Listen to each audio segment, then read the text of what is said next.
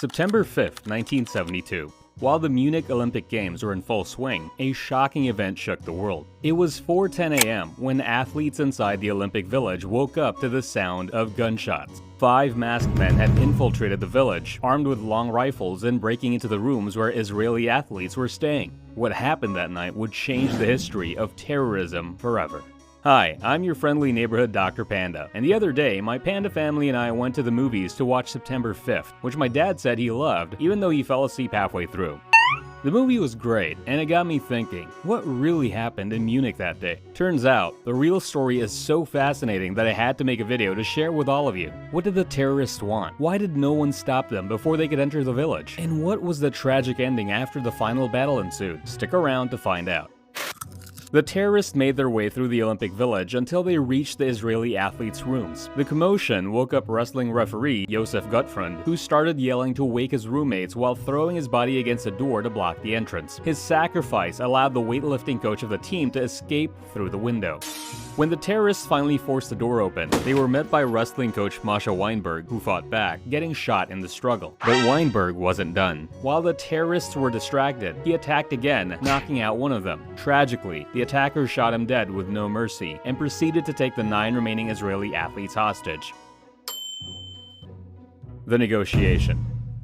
As German authorities scrambled to resolve the crisis, the terrorists, who were members of the Palestinian militant group Black September, made their demands clear. They wanted the release of a significant number of Palestinians and non-Arabs imprisoned in Israel. And to prove that they meant business, they threw the body of Masha Weinberg out the window. Israel wasted no time in responding. There would be no negotiations. Meanwhile, as if straight out of a dystopian novel starring Katniss Everdeen, the Olympic Committee stated that the Games must go on. After hitting a dead end, German authorities tried a different approach, offering the terrorists an unlimited amount of money. But money wasn't what they were looking for. Tensions escalated when the terrorists issued a chilling ultimatum. If their demands weren't met by 9 a.m., they would execute all the hostages. As the deadline crept closer, German authorities struggled to make progress due to Israel's firm stance against negotiating. Desperate, they asked the terrorists for more time, and surprisingly they agreed, pushing the deadline to noon. At the same time, a few miles away in a government office, Germany's crisis team debated their next move. Chancellor Willy Brandt stood up and delivered a line that would go down in history. Do whatever is needed to rescue the hostages. Remember this, because it'll be important later. At this point, you might be wondering, how did the terrorists manage to sneak into the Olympic Village so easily, right when the whole world was watching? Why didn't security stop them?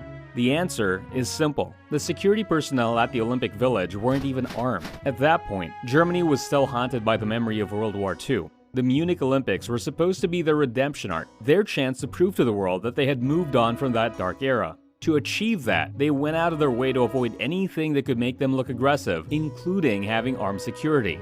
With a new noon deadline fast approaching, German authorities decided to raise the stakes, making the terrorists a new offer. High-ranking German officials offered themselves in exchange for the hostages.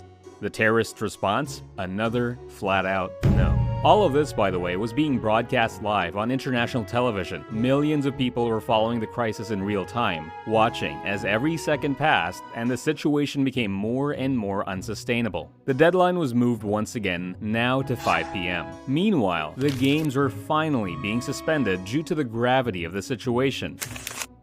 First rescue attempt. Remember how the German Chancellor said to do whatever it took to rescue the hostages? Well, those words led to one of the most embarrassing anti-terrorism operations in history. A hastily assembled team of 13 German policemen, none of whom had any counter-terrorism experience, dressed in Olympic tracksuits and armed with submachine guns, climbed onto the roof of the Olympic Village. The plan was to infiltrate through the ventilation ducts, pose as Olympic competitors, and take down the terrorists when they least expected it. But there was one major problem they hadn't accounted for. I'm sure you remember that I mentioned that all of this was being broadcast live on TV, right? Who do you think was watching at that exact moment? Before the police could make a move, the terrorists peeked out the windows, creating an image that would become world famous. They immediately threatened to start executing hostages if they saw any more police movements. With no choice but to back down, the mission was a complete failure. The change in demands. German authorities were out of options. Without any concessions from Israel, there was little they could do to secure the hostages' release. And so came 5 p.m., the final deadline.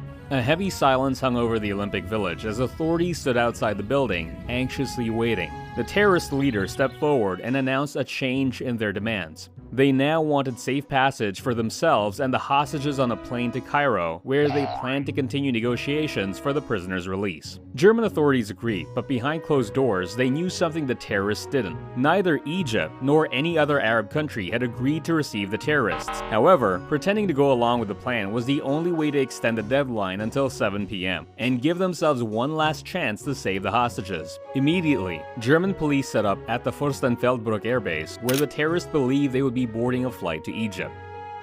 Second rescue attempt. Police officers were stationed as snipers waiting for the terrorists to arrive with the hostages. But there was one small problem. Those officers weren't trained snipers at all, and to make things worse, they lacked telescopic sights or night vision devices. On their way to the airport, two terrorists stated that they wanted to inspect the plane before bringing the hostages aboard. With this in mind, the police came up with a plan. A group of officers would disguise themselves as the plane's crew. When the two terrorists entered, the agents would overpower them. This would create an opening for the snipers at the airport to take down the remaining terrorists and free the hostages. And so, we enter the final battle. Everything seemed perfectly calculated until the officers inside the plane decided they weren't properly equipped for the mission and aborted. That left only the 5 snipers to neutralize the terrorists, who outnumbered them and were more heavily armed. What followed was a deafening symphony of gunfire. The result? 1 officer was killed, none of the hostages could be saved, and 3 terrorists survived. The terrorists were imprisoned, but do you want to know the worst part? They were released just a month later as part of a hostage exchange following the hijacking of Lufthansa Flight 615. Yes, after all the horror, the terrorists just walked free. Hit the like button if your dad always passes out at the movies too.